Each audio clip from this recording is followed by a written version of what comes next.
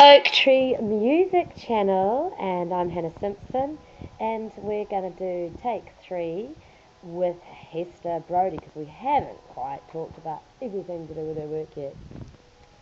So here I come over here. Hello Hester, how's it going? Yeah, no, good thanks. Yeah. Oh, fabulous. Recovering from last night, even though I didn't ever do any drugs. Oh, tell us what was last night. What did we do? Last night you and I, went out dancing Woo! until 5 o'clock in the morning, and I was doing a set, which was a warm-up set, which was good. That was for Timbuktu. Yes. And the night's called Work, and they're lovely people, really nice guys, and I did a set for them, and I also do the photography, so I was working until 5 in the morning. It was hard, yeah, and I tell you what, the place blew my mind. Crazy, nothing like New Zealand. Old underground tunnelscape place that initially was probably utilised for the slave trade, so probably kept slaves in there, so it had heaps of weird energy, and but interesting as a modern dance space. Really, really interesting.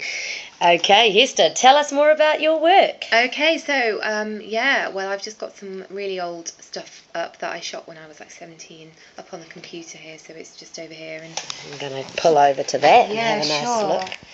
Yeah, so just talk about it whilst I film it. Okay, so I became very captivated. I used to go over to Liverpool from where I lived. I became very captivated with going into Burger King and looking at this table and chair that was set on their own in the middle of the room, designed for if you're just one person going in on their own. And it just really struck me how contrived the whole that whole sort of industry is, and the whole world is now, like the commercial world, how we're kind of almost we're like pawns on a giant chessboard. And I think the fact that the grid where the chair and table are kind of reminded me of a chessboard. It looks like we're plotted on a giant graph that's controlled by sort of other people, so if you're a family of 4, you have to go and sit on a table for 4. If you're on your own, you go on that one.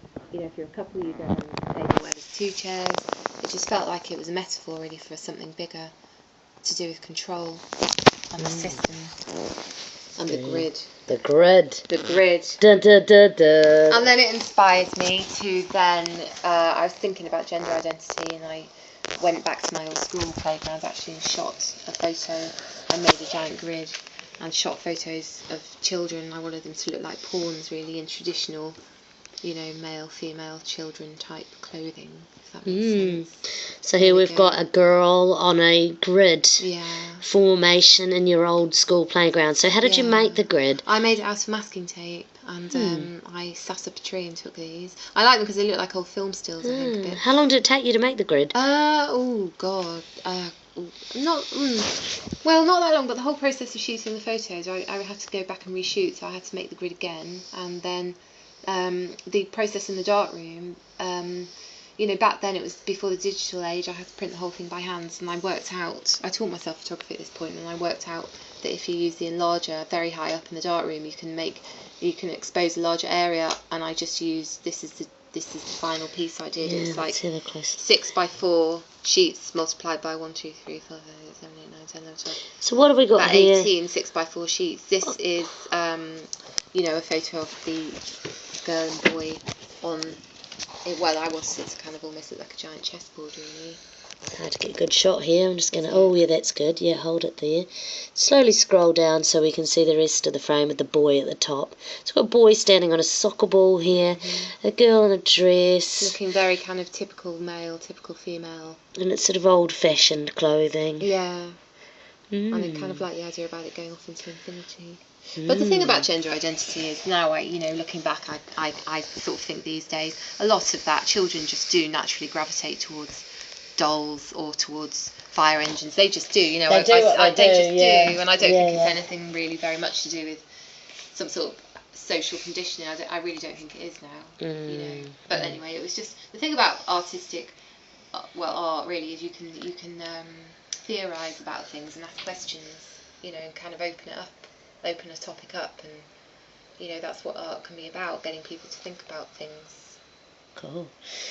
And also, you've got your flip book beside you. I have. What is it here? I have, and it's got a photo essay in it. Oh, this. It's all so exciting. I shot this quite a few years later when I was 27. I moved to London for a year, in one of my attempts to escape the flat. Tell me about that. Why are you escaping? I just felt so like I was trapped here. You know, as I said earlier, I used to kick the door in when it was an old warehouse, and then got given this housing association flat quite a few years later, and I felt like it had no soul almost, and like there was all this history that had kind of, it was once a beautiful place where I escaped to feel free, and then now it's a place where I feel like almost like a prisoner. And so I escaped again, and I randomly bumped into someone down the road from here. They were doing a fashion shoot on top of the church, and I jumped up and asked them what they were doing and talked, and they told me about this photography course that they were going to do in London, and I enrolled the next day and got on, and it was a professional course, and to be honest I realised very quickly it wasn't really my thing at all, and I hardly ever went in, but I did go into this kind of reportage class with the tutor called Manuela Zanotti, who was an amazing lady, and she taught me a lot to do with off-camera flash, really, where I'd been using it anyway, but she gave me a lot of technical. I was really inspired by her, and she sort of suggested we all go off and sort of shoot our familiar environments, and at the time I was living in halls of residence with some girls, and I produced this photo essay, you know, with her help, and it's the girls I live with. Just going to turn the camera around here to get a front frame look. What struck me about them is that they've just left home, you know, and they seem so sort of vulnerable in a way, really. So it's just a typical classic early 20s party girl. Teenagers, actually, they're 18. So this one here, she's got a cut on her head there. What happened? I don't know, actually. She said she's been in the wars. This is the thing, I like showing the girls kind of imperfectly. Yeah. You know? And it was interesting because they've just... I remember being that sort of age. Was she, what, 16, 17, 18? No, 18, yeah. They have so 18, not... I remember being that age and sort of partying like that and getting cuts and bruises. And that's what I used to do. I used to go out with them and hang around with them and stuff, and I'd have the camera and I wasn't drinking, and kind of followed them on a night out. Yeah, so who are these girls? They're just the girls I live with. I think she's called Charlotte. I think she's eating chippies there at the end of the night, is it? Yeah, that's right. One girl's called Sally, one girl's called Georgia, and one girl's called Rachel. And Rachel I'm still really friendly with, actually. Lovely. So that's kind of, yeah. And then I've just got other pieces of work, just other portraits. Oh, bless. Girls who shot that. They live near here around the corner. See what else I've got. Oh, yeah, there's a few bits and pieces. That's my friend Rachel again in halls of residence. So tell me about Rachel. Who's she? Rachel, well, she lived in the room opposite mine on the corridor. We were all on the same landing, and she, I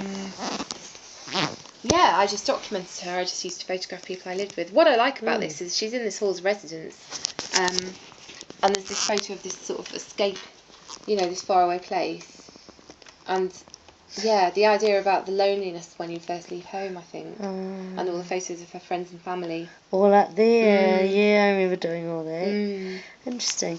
And like, now the other thing I wanted to chat about was you had an idea. There's a few things. What was it you're chatting to me before about? The helicopter, but then also the celebrity exhibition idea. Do you want to talk a bit about those two things? I'll talk very quickly because I know we have to go in a minute, don't we?